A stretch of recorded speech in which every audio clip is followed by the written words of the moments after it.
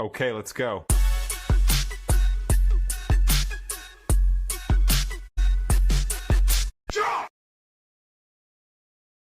Good evening, good night, good whatever, good afternoon, whatever time you are listening to this. We are here today, and we're going to talk about something that's not too big, not too much. Everyone knows about this. It's come across everywhere, right? Everyone's talked about it. It's been it's it's been everywhere. It's Hollywood, right?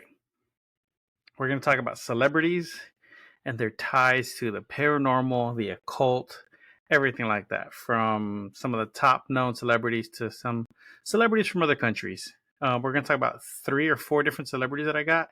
It's going to be it's going to be a short episode, not as long as I normally do, which is fine because I got to jump onto the next stream for TikTok because I got something special planned on that side. Hopefully you joined that and you're a part of that.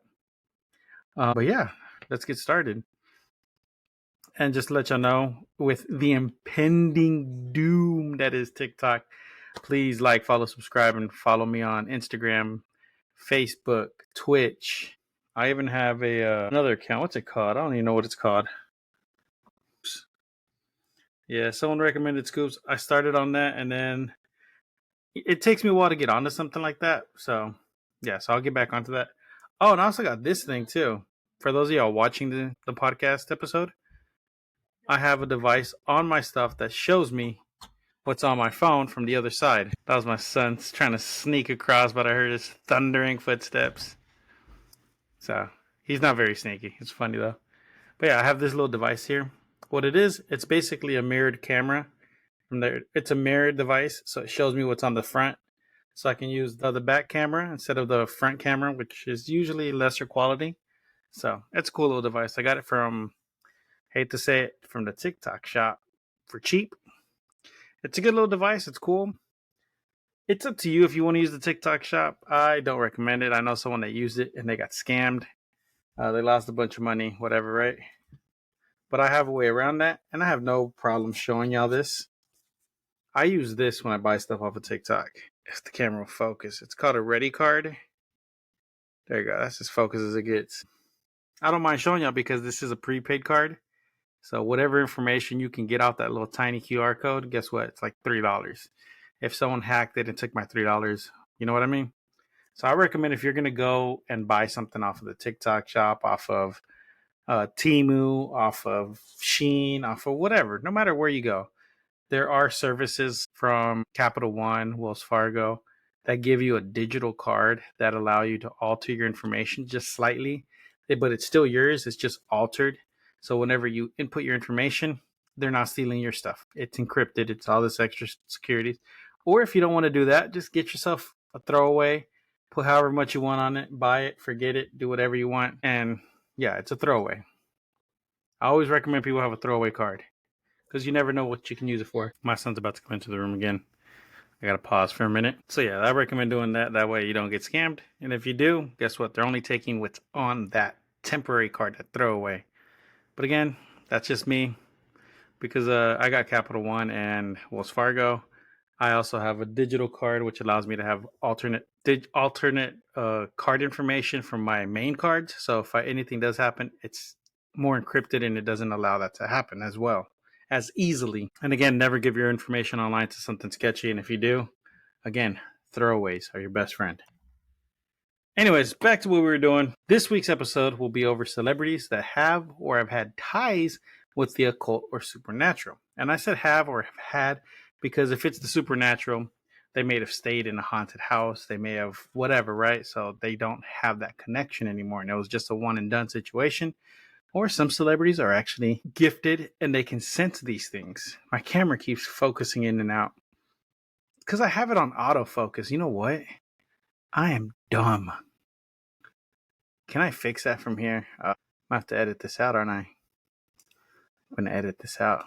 Let's see if I can't fix anything here. Close that here. USB device, video, advanced. Nope. Okay, cool. That doesn't do it. I thought it would do it. You know what I wish they would bring back though? They used to have it. Was I hate that they took it off. They had at one point a back screen, a green screen. And now that I actually have a good green screen, they took that away, so it's just here now. But I use my green screen when I stream, so it's other stuff though. Whatever. Anyways, I get sidetracked. ADD, ADHD. Okay, so let's continue.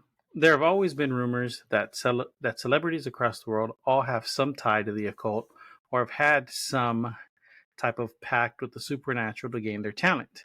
With all these rumors of humiliation rituals in Hollywood to the musician making pacts with demons, there have always been rumors. There have always been these rumors. So are they rumors or are they true stories? Or just that, stories?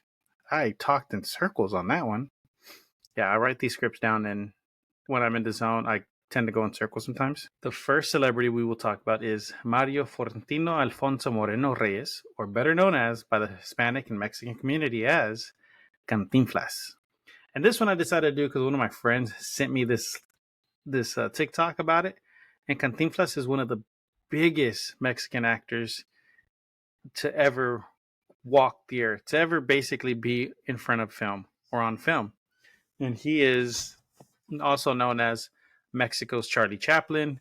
So that's how big he was at the time. He was also rubbing shoulders with celebrities and politicians. So he was a big deal. And that name's a real Mexican name. To see how long that was? So let's start with who he was. Born in Mexico City in 1911, he was one of 8 children. His parents were a mail carrier and a former affluent. His mom was a former affluent who was disinherited when she married Pedro Moreno, who was the mail carrier, right? So she was from a rich family. They said, "You're not marrying a commoner," and they disinherited her. They're like, "No, you're not getting any of our money because you're gonna be poor." So, which is fucked up, but that's how life goes sometimes. Or I'll have to bleep that out. I don't have a bleep button on here yet. I do. I'll edit that later. Anyways, he was street smart and quick witted, which he applied to his career.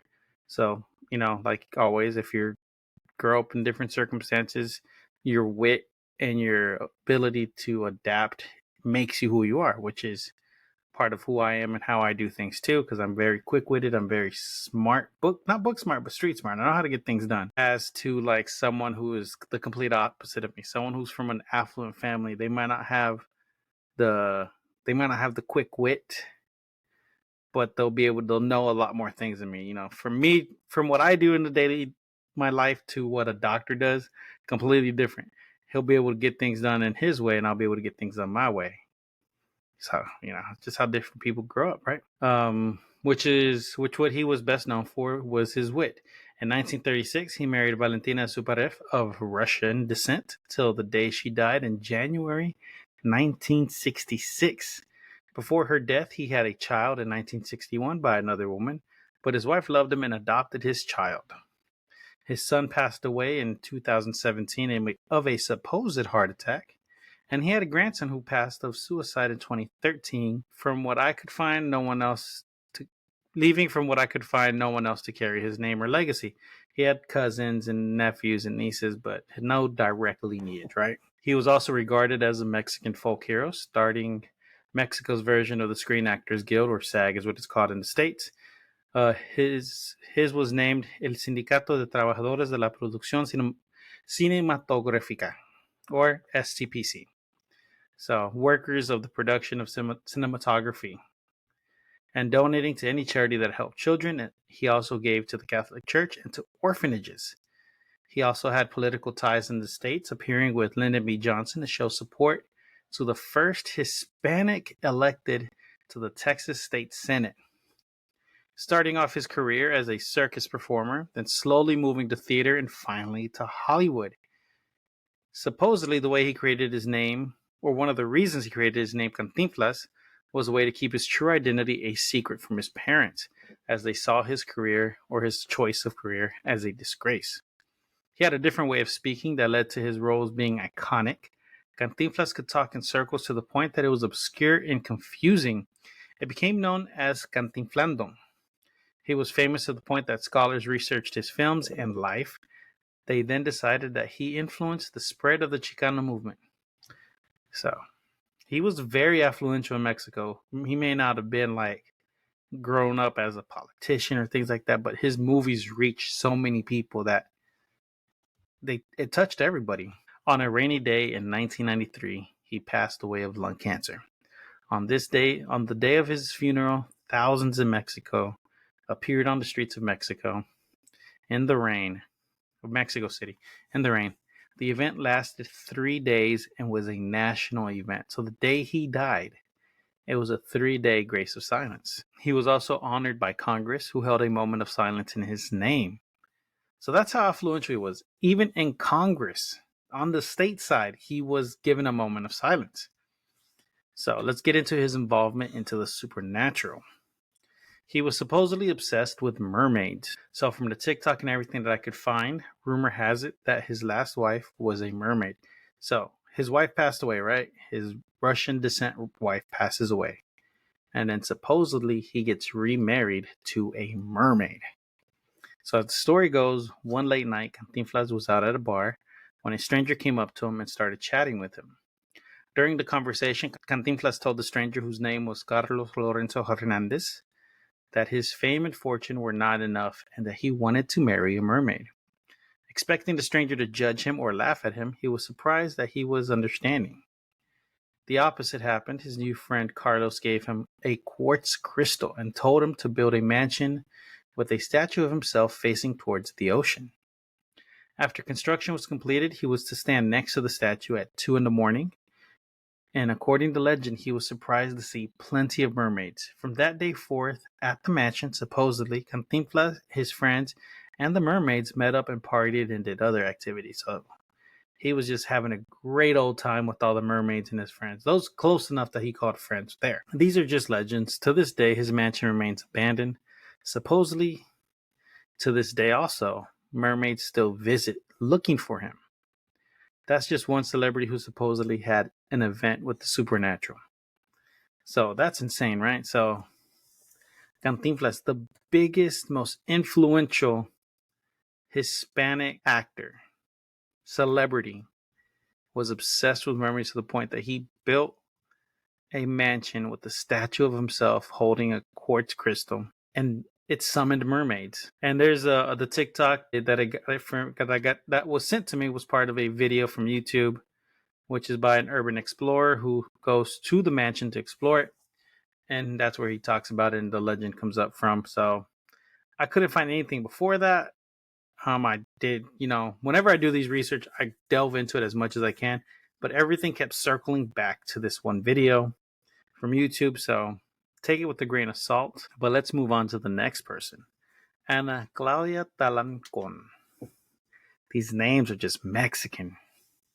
A Mexican actress born May 1st, 1980. She has been in soap operas to movies. She's credited as a producer, TV host, actress, and a model. During the making of El Sótano, from what I can find, it is a play that premiered in Mexico theaters, is ironically a horror show. I think it was filmed at the location for El Sótano, but it was also like a play thing. I don't know. I looked it up and all I could find was like playwrights and play posters about it. But that's a whole different thing, right? Hold on. I give my son all sorts of trouble. Anyways, back to what I was saying. During the making of El Sótano, from what I could find, is a play that premiered in Mexico theaters. It is ironically a horror show, right? During the making of this play in a hacienda in Veracruz, her and her co-star stayed the night, and while she was asleep in her room, she awoke to a sudden noise. So that's what I'm saying. Like, I think it's a play, but it was filmed and then it was released in like a theater. But the theater I could find is like a play theater. So I don't know. It's very confusing. And if anyone has any information, please let me know. I'll gladly redact anything that I get wrong. So, anyways, let's get back to the story. Just because it gets good from this point on. As her eyes adjusted to the darkness, she saw a shadow figure at the door trying to open the door. Soon this figure made its way across the room and leaned against the wall. As she laid in her bed in fear, she said she could feel the eyes of whatever the shadow was on her. As she gained the courage to ask who it was, her words failed her. Soon she was able to turn on the lights. So she gathered enough courage to turn on the lights, right? With the lights on, she saw that nobody was there. Soon she turned the lights off and tried to go back to sleep, and once again could feel eyes on her, but this time she felt a hand on her shoulder and heard voices. This was not the last incident that took place. The next thing that happened became known as the Night of Nightmares.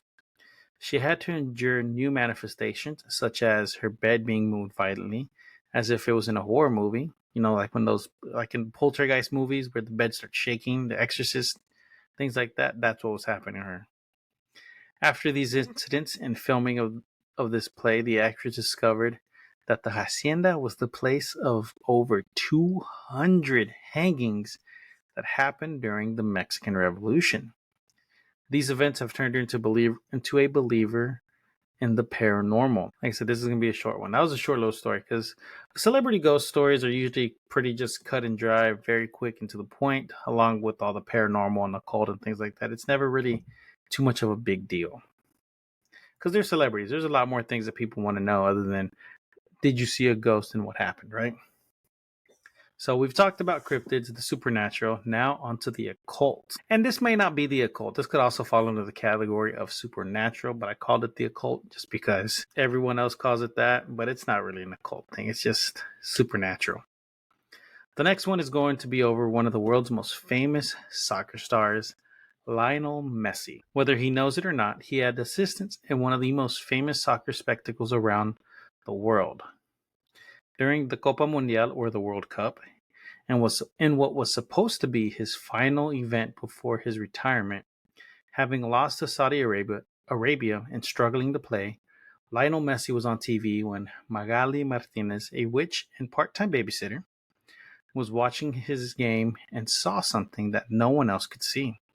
She claimed that Messi had been cursed with the evil eye. She then proceeded to fill a bowl with oil and began chanting a prayer to assist Messi. The belief that if the oil pooled in the center of the bowl proved that he was in fact cursed. According to her, it did pool in the center. She then began her campaign on social media and asked other witches to help rid Messi of his curse. Shortly after that, Argentina had gained momentum and went on to defeat Mexico, Poland, Netherlands, and Croatia to make it to the finals. When the finals began, the group's biggest challenge yet began. I'm stumbling over my words. During the finals, this group of witches, because she started a campaign online, right? So she got a bunch of other witches to help her. They faced their biggest challenge to absorb all the negative energy that was being thrown at them from the French team. With their numbers upwards of 300 and growing, the group was suffering from headaches, nausea, dizzy spells, and more due to the amount of negative energy that they were channeling. During the match, they sent a message that told other witches to not to attempt to send negative energy to the French team due to them being protected by evil forces, and that their intent could bounce back to them. Soccer fans around the world believe to a degree and have some type of belief in the supernatural, but these witches were on another level. So anyone that watches soccer, anyone that watches sports and that is really into their sports team and all that stuff always has some kind of lucky charm, good luck ritual, whatever, right? Oh, if I wear this shirt on this game, we're gonna win, and all this other stuff, right? No matter who you are, you have some kind of belief.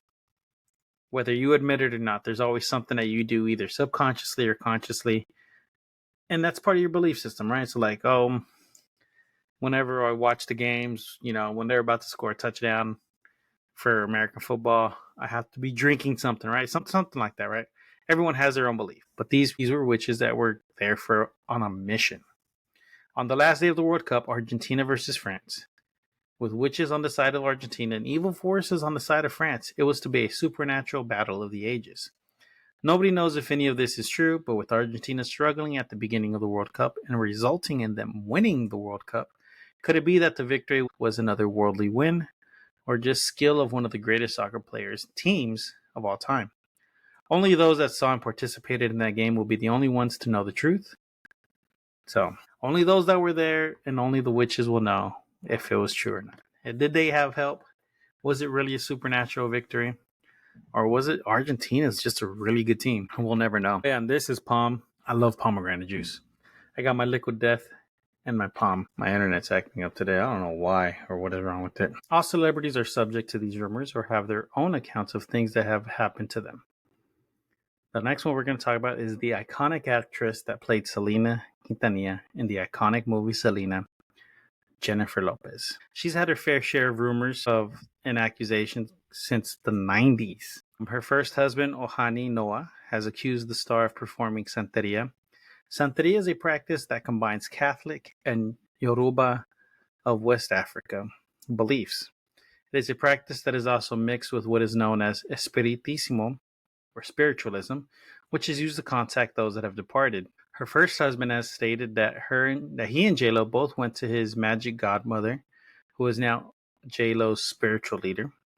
Ohani and J-Lo both participated in various practices together, including sacrificing chickens and hens. During one of these ceremonies, J-Lo was covered in the blood of a chicken, and then she was cleansed in holy water to wash away the blood and the herbs that were passed over her body. All the while, the godmother was asking the gods to cleanse Jennifer and to save their marriage. That was what her first husband reported. With J-Lo's recent divorce to Ben Affleck, it is said that she has delved deeper into her beliefs. Sources close to the star is that her abilities are getting better and she is able to manifest situations and has shown unbelievable skill in Santeria. Ben Affleck is supposedly really superstitious and is actually trying to end his marriage on good terms so as to not incur her wrath. So that he's trying to be buddies because he doesn't want to be cursed. And he believes in this kind of stuff. There have been multiple people that have come forth and told the public that she was a practitioner of Santeria, which is sometimes called the dark arts or, an occult religion, but it's just a religion. In reality, it is a religion of the spiritual that runs alongside Catholicism. It's just a misunderstood. I will never put any religion down. There will be some form of extremism, and those might be on the bad side due to the nature and beliefs that they have. But that does not mean all religion is bad. That does not mean anything. Whatever you believe in is whatever you believe in. As long as you don't delve too much into what is known as extremism, which is where you get I don't want to name the big bads, but yeah, there's a couple bad ones out there. And those are just extremism, and the most popular one that people love to throw under the bus is Muslims and things like that. No. Every religion has its place and has its purpose to heal those that believe in those religions. There's no such thing as a bad religion. Now, if you're an extremist, that's a whole other story. Your beliefs push you a little bit further, and that's when decisions can be seen as troublesome, and that's where problems happen, right? We don't want to get that far. Always have an open mind, and those might be on the bad side due to the nature and beliefs that they have. That does not necessarily mean the people are bad. It's just a way of thought. For Americans, it could be evangelists. I personally believe evangelists are an extreme form of the Christian faith. There's some very hardcore believers in evangelists who will send money to them through the mail to be cured of whatever ails them because they're going to send a prayer to them, things like that. That's a form of extremism, but it's also not just an extremism. It's also they're preying on people's beliefs. It's a whole nother issue. Don't get me started on that. Or some other form of extremism. Most people don't realize that it is a form of that. Most people are just already a part of these due to the upbringing. But like I always say, we are one people. All religions and thoughts on spiritualism are really all the same. From stories like Gilgamesh and the story of Moses and the Great Flood, all stories are related, and so are we. I know this one was a short story or a short episode, but it is the holidays. And until next time, Happy Turkey Day, Thanksgiving, Friendsgiving, or whatever you celebrate this time of year, whether it be the above mentioned or some other form of holiday for the harvest. So until next time, stay spooky, everybody. And yeah, be safe on the holidays. Later, guys.